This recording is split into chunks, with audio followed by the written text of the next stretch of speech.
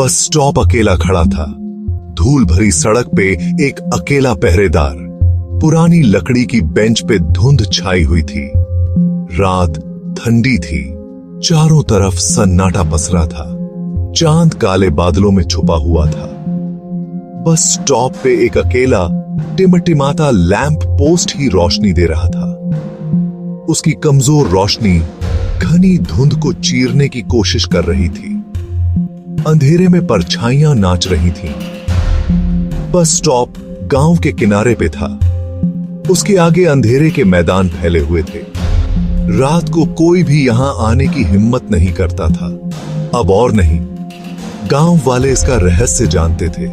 वे bus stop के किस्से सुनाते थे, अजीब आवाजों और ठंडी फुसफुसाहट की कहानियां। ऐसी कहानियां जो आपकी रीढ़ की हड्डी को कंपा देती थीं। 3 दोस्त बेंच पे दुबके हुए थे, रवि, नेहा और अमित। उनकी हंसी बनावटी थी। वे अपने आसपास की भयानक खामोशी को नजरअंदाज करने की कोशिश कर रहे थे। वे अगले कस्बे में एक शादी से लौट रहे थे। उनकी बस खराब हो गई थी। अब वे फंस गए थे। खतरनाक बस स्टॉप पे इंतजार करने को मजबूर। रवि ने अपनी घड़ी देखी। आधी रात होने वाली थी। उसका दिल जोरों से धड़क रहा था।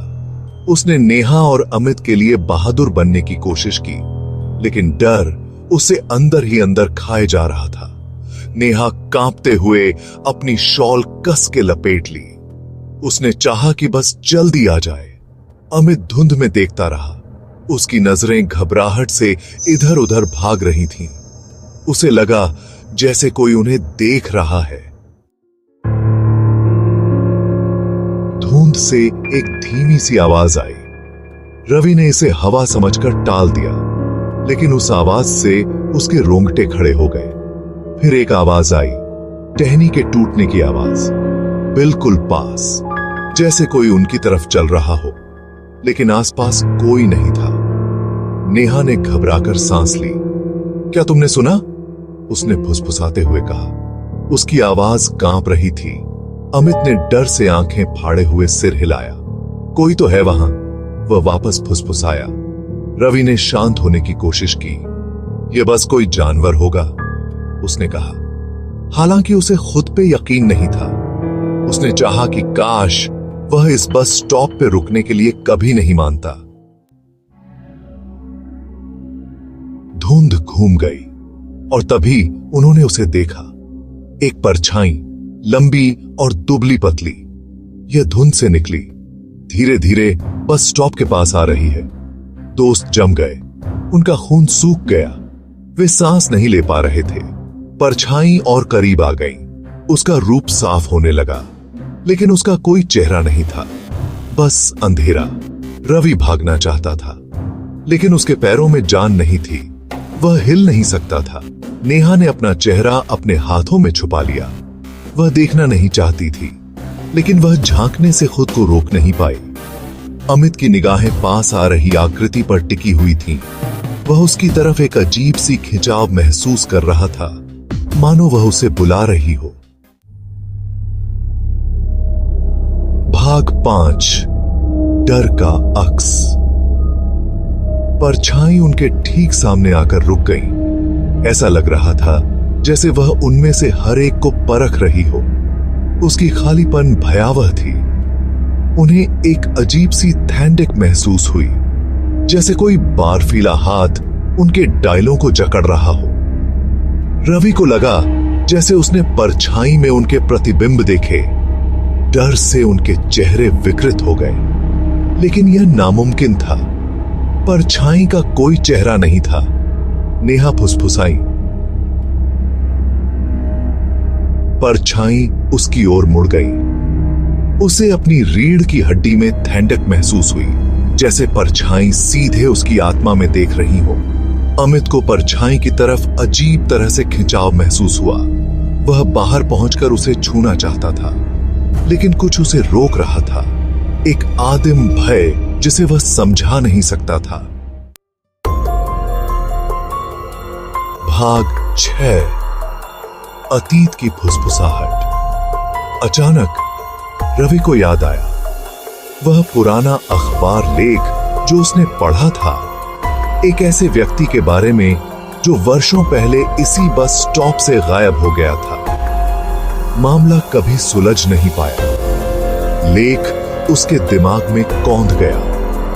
उसे भयावह विवरण याद आ गए। वह आदमी आखिरी बस का इंतजार कर रहा था, बिल्कुल उनकी तरह। उसे फिर कभी नहीं देखा गया। रवि का खून सूख गया। उसने लेख को एक मूर्खतापूर्ण कहानी मानकर खारिज कर दिया था, लेकिन अब वह सच्चाई जानता था। बस स्टॉप शापित था। उसे नेहा और अमित को चेतावनी देनी थी, लेकिन शब्द उसके मुंह से नहीं निकल रहे थे। डर ने उसे पंगु बना दिया था। भाग 7। अंधेरे का कंबल। परछाई बढ़ती हुई प्रतीत हो रही थी, उन्हें अंधेरे में डुबो रही थी। हवा भारी हो गई, सांस लेना मुश्किल हो गया। रवि ने खुद को फिसलता हुआ महसूस किया। नेहा चीखी, लेकिन उसकी चीख अचानक बंद हो गई। अंधेरे ने उसकी आवाज को निगल लिया। अमित ने उस तक पहुंचने की कोशिश की, लेकिन उसके हाथ खालीपन को छोड़कर कुछ नहीं लगा। रवि ने अंधेरे से लड़ने की कोशिश की, पर कोई फायदा नहीं हुआ। यह उसे नीचे खींच रहा था। अपने ठंडे आलिंगन में और गहराई में उसने अपनी आंखें बंद कर लीं, और फिर सब कुछ काला हो गया। आखिरी चीज जो उसे याद आई वह थी बर्फीली उंगलियों के उसके गले में बंद होने का एहसास। भाग 8। सुबह की रोशनी। रवि की पलकों से होकर गर्म धूप फैल गई। उसने धीरे से आंखें खोली। वह घास पे लेटा हुआ था, सड़क के किनारे। बस स्टॉप गायब था। वह उठा, उसका सिर तेज दर्द कर रहा था। उसने बेतहाशा चारों ओर देखा। नेहा और अमित उसके बगल में थे। वे भी जाग रहे थे। उनके चेहरे डर से पीले पड़ गए थे। क्या हुआ? नेहा ने कांपती हुई आवाज में पूछा। हम कहां हैं? अमित ने इधर उधर देखते हुए उलझन में पूछा। रवि के पास कोई जवाब नहीं था। उसे परछाई याद आई, भय का एहसास, और फिर कुछ नहीं, मानो रात उनकी यादों से मिट गई हो। भाग 9। एक भूतिया याद। वे अपने पैरों पर खड़े हो गए। उनके पैर कांप रहे थे। आसमान में सूरज ऊंचा था। दुनिया उज्जवल और खुश थी, लेकिन रात की याद बनी रही, एक बुरे सपने की तरह। वे गांव की ओर चल पड़े। कुछ नहीं बोला। हर कोई अपने ख्यालों में खोया हुआ है, अपनी यादों के टुकड़ों को जोड़ने की कोशिश कर रहे हैं। रवि को यह एहसास नहीं हो रहा था कि कुछ गड़बड़ है। बस स्टॉप गायब था, लेकिन डर बना रहा। यह उससे परछाई की तरह चिपका रहा। उसने उस जगह पर पीछे मुड़कर देखा जहां बस स्टॉप था। वहां कुछ भी नहीं था, नम धरती की हल्की गंध को छोड़कर, और उनके डर की गूंज। भाग 10। बस स्टॉप का रहस्य। गांव वालों ने उनकी कहानी चौड़ी आंखों से सुनी। वे हैरान नहीं थे। उन्होंने यह सब पहले भी सुना था। प्रेतवाधित बस स्टॉप ने एक और शिकार का दावा किया, लेकिन रवि, नेहा और अमित सच्चाई जानते थे। बस स्टॉप प्रेतवाधित नहीं था, यह कुछ और था, कुछ प्राचीन और दुष्ट, कुछ ऐसा जो साये में छिपा था। उन्होंने उस रात के बारे में फिर कभी बात नहीं की, लेकिन याद कभी नहीं मिटी। यह उनके भीतर गहरे दबी रही। उस रात की एक भयावह याद जब उनका सामना अज्ञात से हुआ था, और बस स्टॉप, इसे फिर कभी नहीं देखा गया। कुछ लोग कहते हैं कि यह हवा में गायब हो गया। दूसरों का कहना है कि यह अभी भी बाहर है, अपने अगले शिकार की प्रतीक्षा कर रहा है।